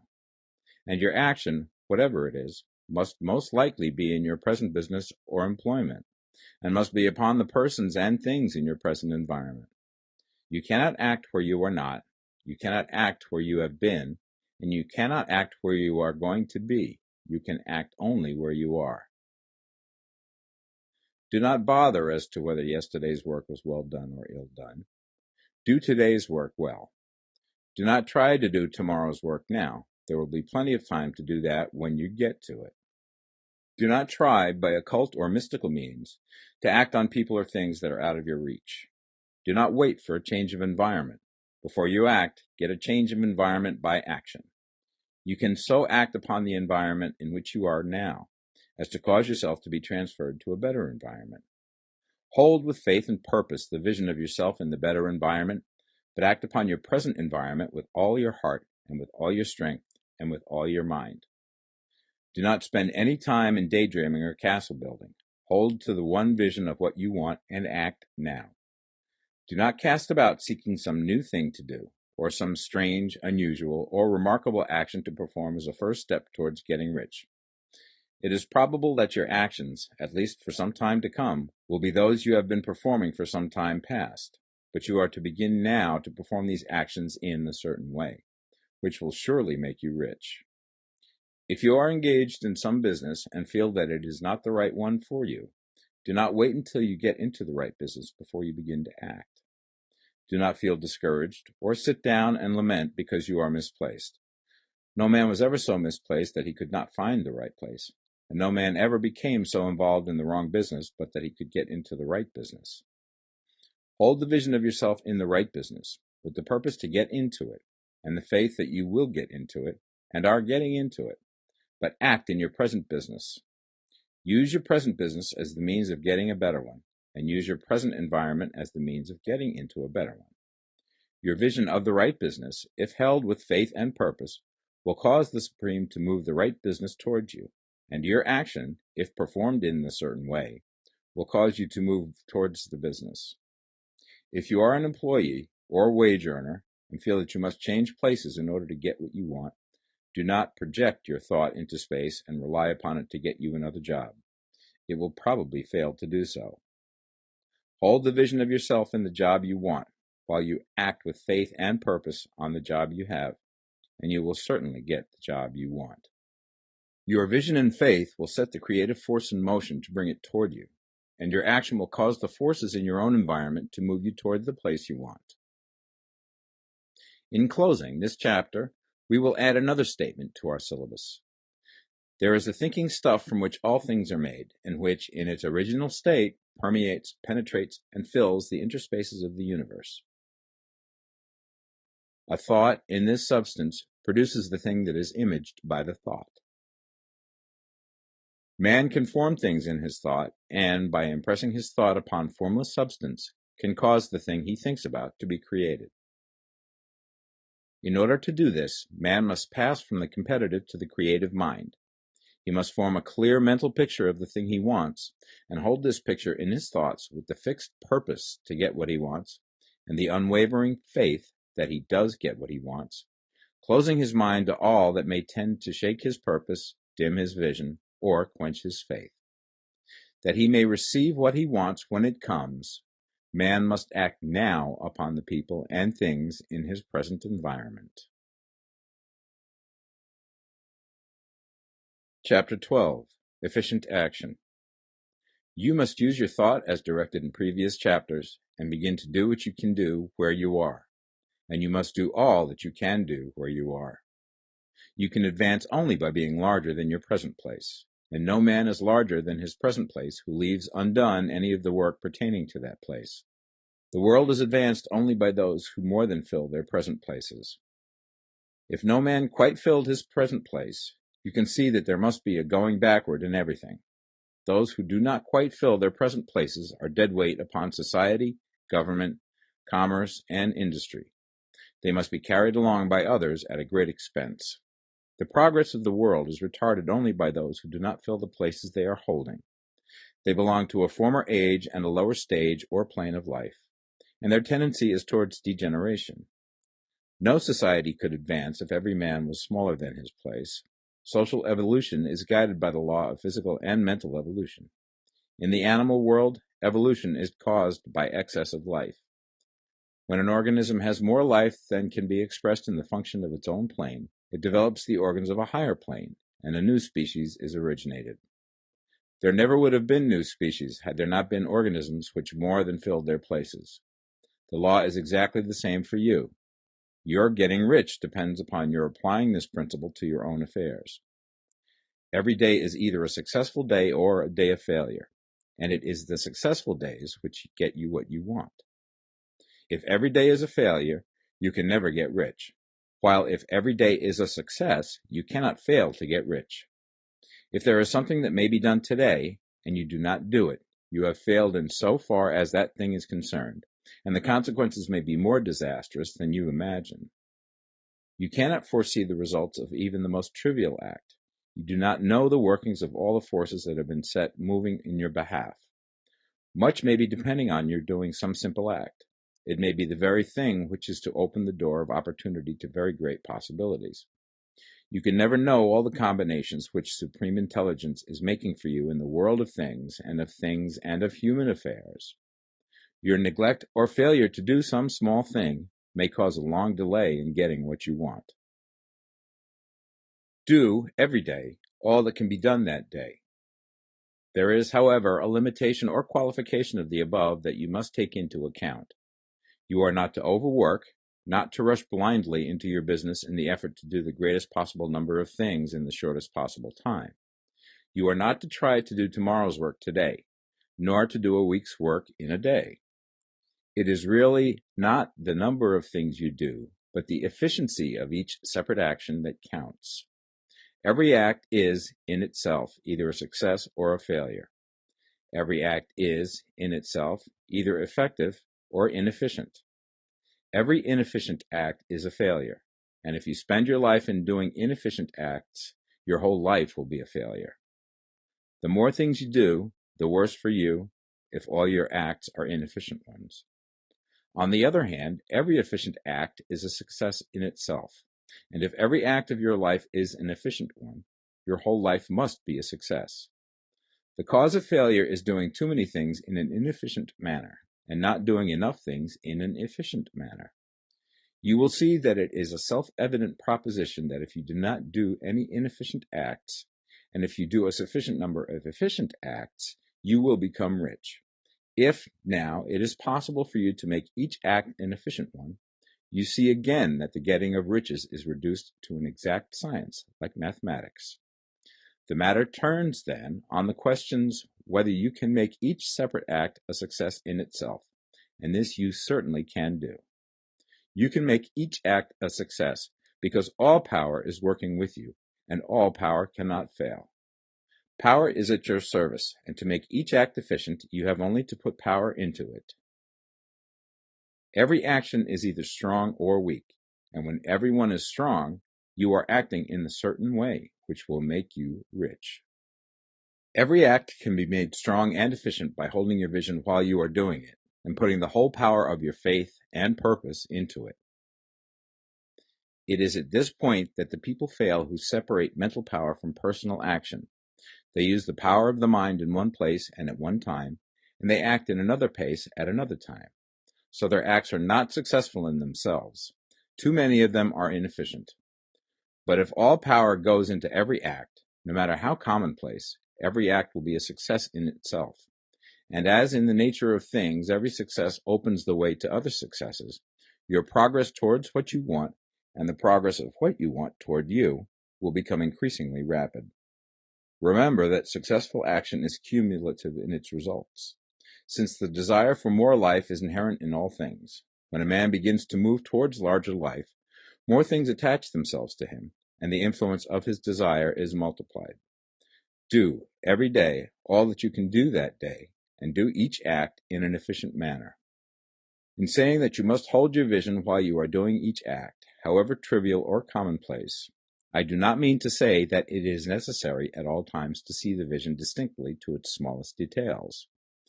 It should be the work of your leisure hours to use your imagination on the details of your vision, and to contemplate them until they are firmly fixed upon memory.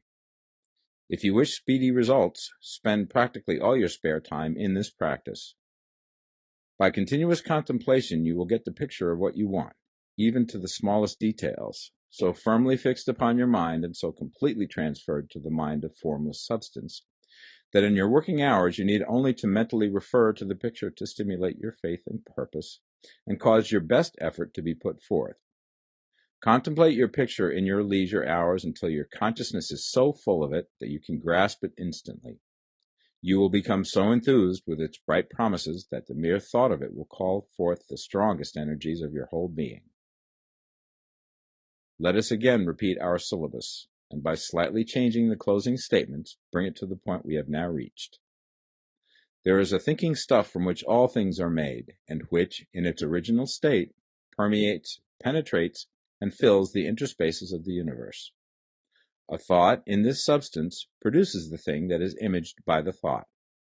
Man can form things in his thought, and, by impressing his thought upon formless substance, can cause the thing he thinks about to be created. In order to do this, man must pass from competitive to the creative mind. He must form a clear mental picture of the thing he wants, and do, with faith and purpose, all that can be done each day, doing each separate thing in an efficient manner. Chapter 13. Getting into the right business. Success in any particular business depends for one thing upon your possessing in a well-developed state the faculties required in that business. Without good musical faculty, no one can succeed as a teacher of music. Without well-developed mechanical faculties, no one can achieve great success in any of the mechanical trades. Without tact and the commercial faculties, no one can succeed in the mercantile pursuits. But to possess in a well-developed state the faculties required in your particular vocation does not ensure getting rich. There are musicians who have remarkable talent and who yet remain poor. There are blacksmiths, carpenters, and so on who have excellent mechanical ability, but who do not get rich. And there are merchants with good faculties for dealing with men who nevertheless fail. The different faculties are tools. It is essential to have good tools, but it is also essential that the tools should be used in the right way. One man can take a sharp saw, a square, a good plane, and so on, and build a handsome article of furniture. Another man can take the same tools and set to work to duplicate the article, but his production will be a botch. He does not know how to use good tools in a successful way. The various faculties of your mind are the tools with which you must do the work which is to make you rich. It will be easier for you to succeed if you get into a business for which you are well equipped with mental tools. Generally speaking, you will do best in that business which will use your strongest faculties, the one for which you are naturally best fitted. But there are limitations to this statement also. No man should regard his vocation as being irrevocably fixed by the tendencies with which he was born. You can get rich in any business, for if you have not the right talent you can develop that talent. It merely means that you will have to make your tools as you go along, instead of confining yourself to the use of those with which you were born.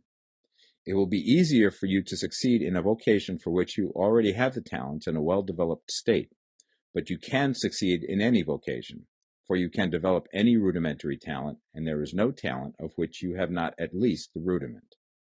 You will get rich most easily in point of effort if you do that for which you are best fitted, but you will get rich most satisfactorily if you do that which you want to do. Doing what you want to do is life, and there is no real satisfaction in living if we are compelled to be forever doing something which we do not like to do, and can never do what we want to do. And it is certain that you can do what you want to do. The desire to do it is proof that you have within you the power which can do it. Desire is a manifestation of power. The desire to play music is the power which can play music seeking expression and development. The desire to invent mechanical devices is the mechanical talent seeking expression and development.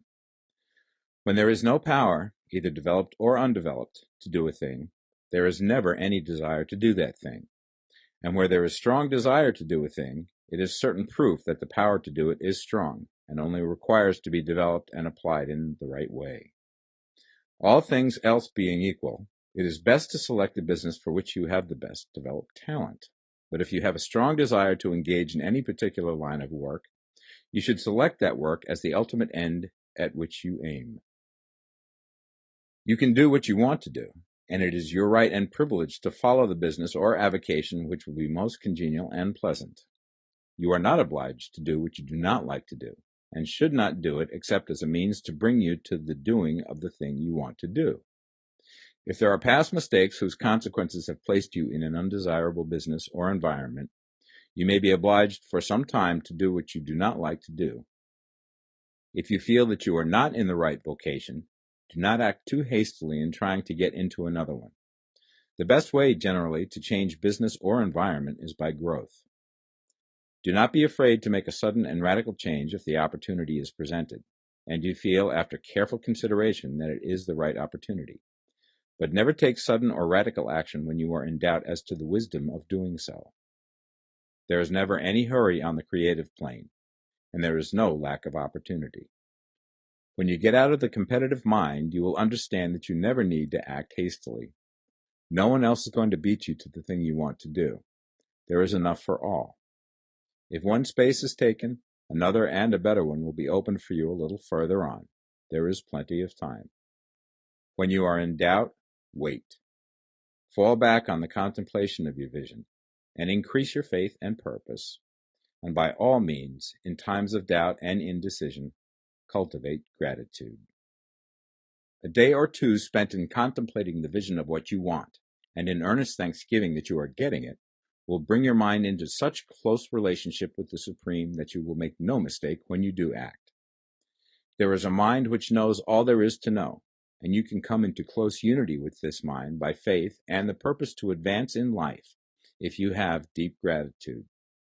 Mistakes come from acting hastily, or from acting in fear or doubt, or in forgetfulness of the right motive, which is more life to all and less to none. As you go on in the certain way, opportunities will come to you in increasing number, and you will need to be very steady in your faith and purpose, and to keep in close touch with the all mind by reverent gratitude. Do all that you can do in a perfect manner every day, but do it without haste, worry, or fear. Go as fast as you can, but never hurry. Remember that in the moment you begin to hurry, you cease to be a creator and become a competitor. You drop back upon the old plane again. Whenever you find yourself hurrying, call a halt. Fix your attention on the mental image of the thing you want and begin to give thanks that you are getting it. The exercise of gratitude will never fail to strengthen your faith and renew your purpose. Chapter 14. The Impression of Increase. Whether you change your vocation or not, your actions for the present must be those pertaining to the business in which you are now engaged. You can get into the business you want by making constructive use of the business you are already established in, by doing your daily work in a certain way. And insofar as your business consists in dealing with other men, whether personally or by letter, the key thought of all your efforts must be to convey to their minds the impression of increase. Increase is what all men and women are seeking. It is the urge of the formless intelligence within them, seeking fuller expression. The desire for increase is inherent in all nature. It is the fundamental impulse of the universe.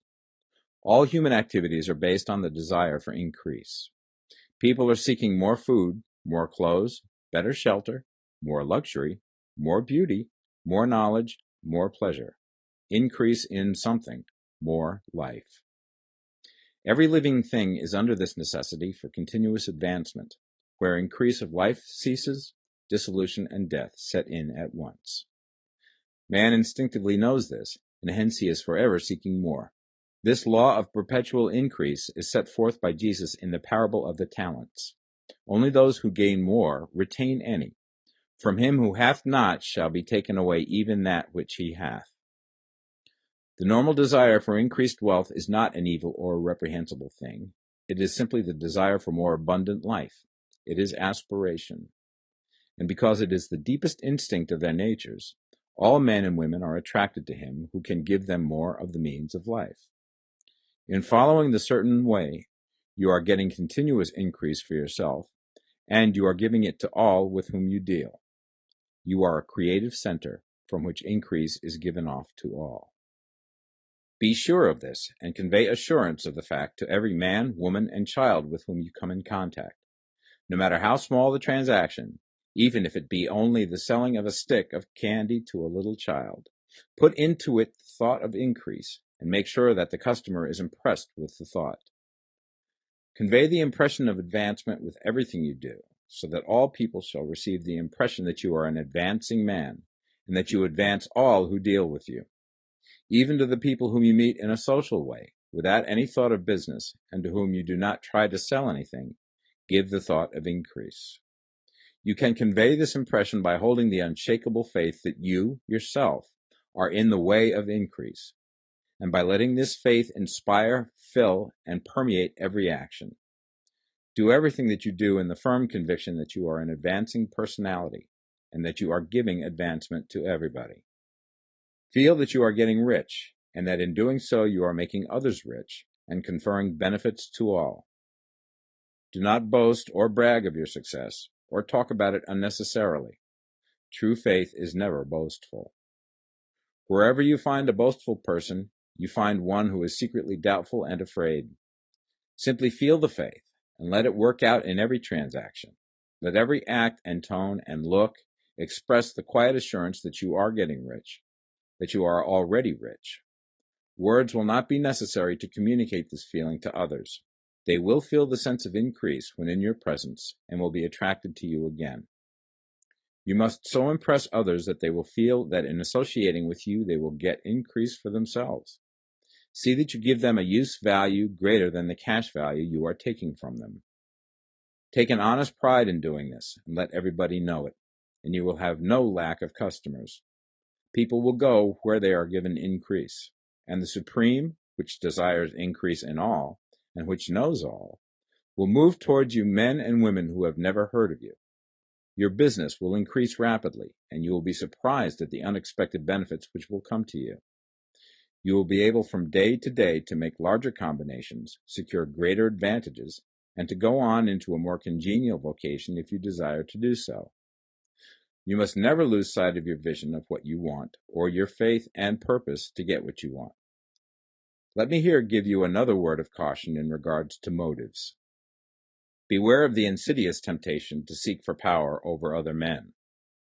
Nothing is so pleasant to the unformed or partially developed mind as the exercise of power or dominion over others. The desire to rule for selfish gratification has been the curse of the world. For countless ages, kings and lords have drenched the earth with blood in their battles to extend their dominions. This not to seek more life for all, but to get more power for themselves. Today, the main motive in the business and industrial world is the same. Men marshal their armies of dollars and lay waste the lives and hearts of millions in the same mad scramble for power over others. Commercial kings, like political kings, are inspired by the lust for power. Jesus saw in this desire for mastery the moving impulse of that evil world he sought to overthrow. Read the 23rd chapter of Matthew and see how he pictures the lust of the Pharisees to be called master, to sit in the high places, to domineer over others, and to lay burdens on the backs of the less fortunate. And note how he compares this lust for dominion with the brotherly seeking for the common good to which he calls his disciples. Look out for the temptation to seek for authority, to become a master, to be considered as one who is above the common herd, to impress others by lavish display, and so on. The mind that seeks for mastery over others is the competitive mind, and the competitive mind is not the creative one. In order to master your environment and your destiny, it is not at all necessary that you should rule over your fellow men, and indeed, when you fall into the world's struggle for the high places, you begin to be conquered by fate and environment, and your getting rich becomes a matter of chance and speculation. Beware the competitive mind. No better statement of the principle of creative action can be formulated than the favorite declaration of the late Golden Rule Jones of Toledo. What I want for myself, I want for everybody. Chapter 15. The Advancing Man. What I have said in the last chapter applies as well to the professional man and the wage earner as to the man who is engaged in mercantile business. No matter whether you are a physician, a teacher, or a clergyman, if you can give increase of life to others and make them sensible of the fact, they will be attracted to you and you will get rich. The physician who holds the vision of himself as a great and successful healer, and who works towards the complete realization of that vision with faith and purpose, as described in former chapters, will come into such close touch with the source of life that he will be phenomenally successful. Patients will come to him in throngs. No one has a greater opportunity to carry into effect the teaching of this book than the practitioner of medicine. It does not matter to which of the various schools he may belong, for the principle of healing is common to all of them, and may be reached by all alike. The advancing man in medicine, who holds to a clear mental image of himself as successful, and who obeys the laws of faith, purpose, and gratitude, will cure every curable disease he undertakes, no matter what remedies he may use. In the field of religion, the world cries out for the clergyman who can teach his hearers the true science of abundant life.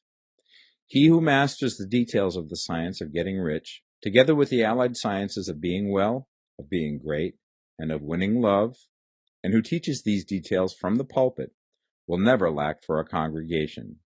This is the gospel that the world needs. It will give increase of life, and men will hear it gladly, and will give liberal support to the man who brings it to them.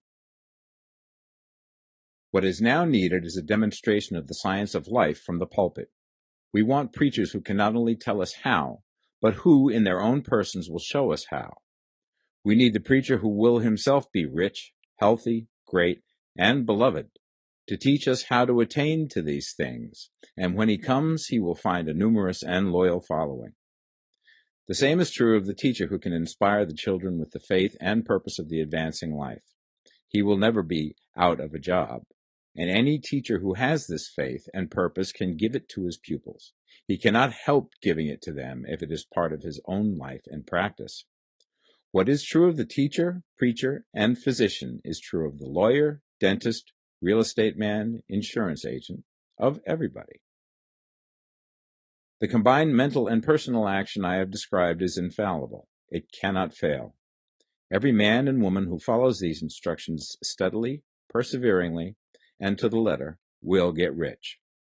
The law of the increase of life is as mathematically certain in its operation as the law of gravitation. Getting rich is an exact science. The wage earner will find this as true of his case as of any others mentioned. Do not feel that you have no chance to get rich because you are working where there is no visible opportunity for advancement, where wages are small and the cost of living high. Form your clear mental vision of what you want and begin to act with faith and purpose. Do the work that you can do every day and do each piece of work in a perfectly successful manner. Put the power of success and the purpose to get rich into everything that you do. But do not do this merely with the idea of currying favor with your employer in the hopes that he or those above you will see your good work and advance you. It is not likely that they will do so. The man who is merely a good workman, filling his place to the very best of his ability, and satisfied with that, is valuable to his employer, and it is not to the employer's interest to promote him. He is worth more where he is. To secure advancement, something more is necessary than to be too large for your place. The man who is certain to advance is the one who is too big for his place, and who has a clear concept of what he wants to be, who knows that he can become what he wants to be, and who is determined to be what he wants to be. Do not try to more than fill your present place with a view to pleasing your employer. Do it with the idea of advancing yourself. Hold the faith and purpose of increase during work hours, after work hours, and before work hours. Hold it in such a way that every person who comes in contact with you, whether foreman, fellow workman, or social acquaintance, will feel the power of purpose radiating from you, so that everyone will get the sense of advancement and increase from you. Men will be attracted to you, and if there is no possibility for advancement in your present job, you will very soon see an opportunity to take another job. There is a power which never fails to present opportunity to the advancing man who is moving in obedience to law. God cannot help helping you if you act in a certain way. He must do so in order to help himself. There is nothing in your circumstances or in the industrial situation that can keep you down. If you cannot get rich working for the Steel Trust, you can get rich on a 10-acre farm. And if you begin to move in the certain way, you will certainly escape from the clutches of the Steel Trust and get on to the farm or wherever else you wish to be. If a few thousands of its employees would enter upon the certain way, the Steel Trust would soon be in a bad plight. It would have to give its working men more opportunity or go out of business. Nobody has to work for a trust. The trusts can keep men in so-called hopeless conditions only so long as there are men who are too ignorant to know of the science of getting rich, or too intellectually slothful to practice it. Begin this way of thinking and acting, and your faith and purpose will make you quick to see any opportunity to better your condition. Such opportunities will speedily come, for the Supreme, working in all and working for you, will bring them before you. Do not wait for an opportunity to be all that you want to be. When an opportunity to be more than you are now is presented, and you feel impelled toward it, take it. It will be the first step towards a greater opportunity. There is no such thing possible in this universe as a lack of opportunities for the man who is living the advancing life. It is inherent in the constitution of the cosmos that all things shall be for him and work together for his good, and he must certainly get rich if he acts and thinks in a certain way. So let wage-earning men and women study this book with great care, and enter with confidence upon the course of action it prescribes. It will not fail. Chapter 16. Some Cautions and Concluding Observations. Many people will scoff at the idea that there is an exact science of getting rich. Holding the impression that the supply of wealth is limited, they will insist that social and governmental institutions must be changed before even any considerable number of people can acquire a competence. But this is not true. It is true that existing governments keep the masses in poverty, but this is because the masses do not think and act in the certain way. If the masses begin to move forward as suggested in this book, neither governments nor industrial systems can check them. All systems must be modified to accommodate the forward movement. If the people have the advancing mind, have the faith that they can become rich, and move forward with the fixed purpose to become rich, nothing can possibly keep them in poverty. Individuals may enter upon the certain way at any time and under any government, and may make themselves rich. And when any considerable number of individuals do so under any government, they will cause the system to be so modified as to open the way for others. The more men who get rich on the competitive plane, the worse for others. The more who get rich on the creative plane, the better for others. The economic salvation of the masses can only be accomplished by getting a large number of people to practice the scientific method set down in this book and become rich. These will show others the way and inspire them with a desire for real life, with the faith it can be attained, and with the purpose to attain it. For the present, however, it is enough to know that neither the government under which you live nor the capitalistic or competitive system of industry can keep you from getting rich. When you enter upon the creative plane of thought, you will rise above all these things and become a citizen of another kingdom. But remember that your thought must be held upon the creative plane. You are never for an instant to be betrayed into regarding the supply as limited, or into acting on the moral level of competition. Whenever you do fall into old ways of thought, correct yourself instantly, for when you are in the competitive mind, you have lost the cooperation of the mind of the whole. Do not spend any time in planning as to how you will meet possible emergencies in the future, except as the necessary policies may affect your actions today. You are concerned with doing today's work in a perfectly successful manner, and not with emergencies which may arise tomorrow. You can attend to them as they come. Do not concern yourself with questions as to how you shall surmount obstacles which may loom upon your business horizon, unless you can see plainly that your course must be altered today in order to avoid them. No matter how tremendous an obstruction may appear at a distance, you will find that if you go on in the certain way, it will disappear as you approach it, or that a way over, through, or around it will appear. No possible combination of circumstances can defeat a man or woman who is proceeding to get rich along strictly scientific lines. No man or woman who obeys the law can fail to get rich, any more than one can multiply 2 by 2 and fail to get 4. Give no anxious thought to possible disasters, obstacles, panics, or unfavorable combinations of circumstances.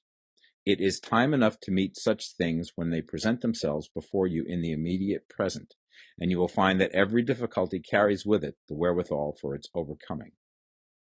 Guard your speech. Never speak of yourself, your affairs, or of anything else in a discouraged or discouraging way. Never admit the possibility of failure, or speak in a way that infers failure as a possibility.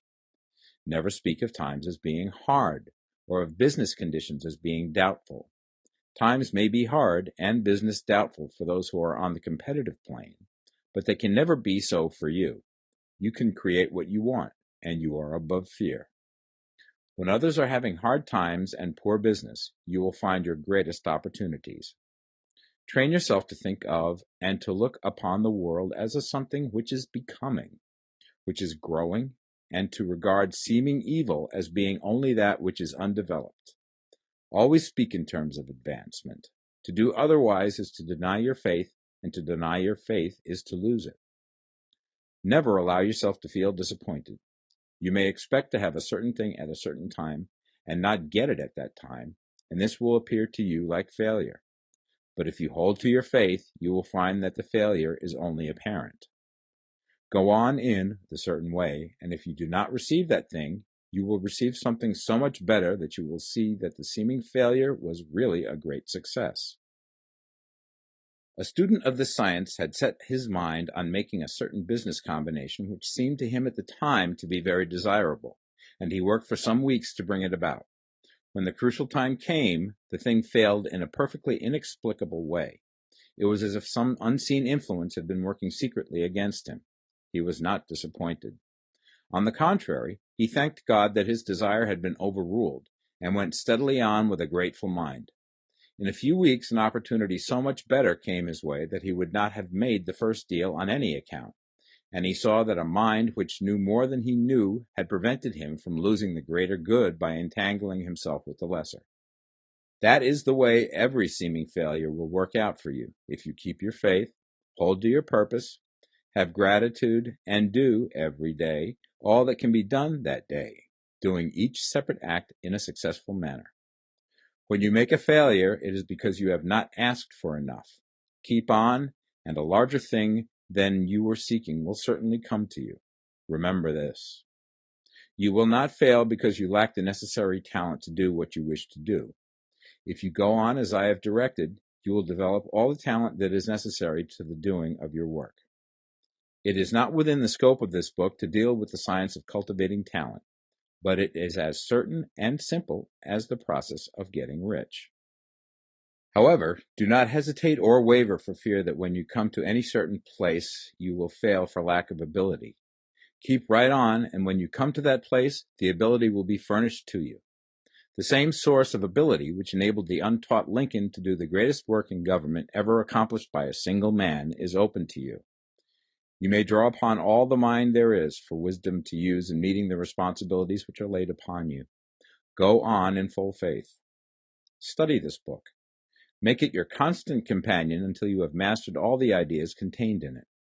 While you are getting firmly established in this faith, you will do well to give up most recreations and pleasure, and to stay away from places where ideas conflicting with these are advanced in lectures or sermons. Do not read pessimistic or conflicting literature, or get into arguments upon the matter. Do very little reading, outside of the writers mentioned in the preface. Spend most of your leisure time in contemplating your vision, and in cultivating gratitude, and in reading this book. It contains all you need to know of the science of getting rich, and you will find all the essentials summed up in the following chapter. Chapter 17. Summary of the Science of Getting Rich. There is a thinking stuff from which all things are made, and which, in its original state, permeates, penetrates, and fills the interspaces of the universe.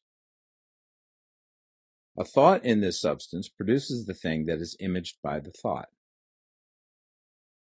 Man can form things in his thought, and by impressing his thought upon formless substance can cause the thing he thinks about to be created. In order to do this, man must pass from the competitive to the creative mind, otherwise he cannot be in harmony with the formless intelligence, which is always creative and never competitive in spirit. Man may come into full harmony with the formless substance by entertaining a lively and sincere gratitude for the blessings it bestows upon him. Gratitude unifies the mind of man with the intelligence of substance, so that man's thoughts are received by the formless. Man can remain upon the creative plane only by uniting himself with the formless intelligence through a deep and continuing feeling of gratitude. Man must form a clear and definite mental image of the things he wishes to have, to do, or to become, and he must hold this mental image in his thoughts, while being deeply grateful to the Supreme that all his desires are granted to him. The man who wishes to get rich must spend his leisure hours in contemplating his vision, and in earnest thanksgiving that the reality is being given to him. Too much stress cannot be laid on the importance of frequent contemplation of the mental image, coupled with unwavering faith and devout gratitude. This is the process by which the impression is given to the formless, and the creative forces set in motion. The creative energy works through the established channels of natural growth and of the industry and social order. All that is included in his mental image will surely be brought to the man who follows the instructions given above, and whose faith does not waver.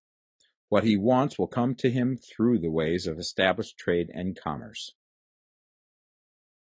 In order to receive his own when it shall come to him, man must be active, and this activity can only consist in more than filling his present place.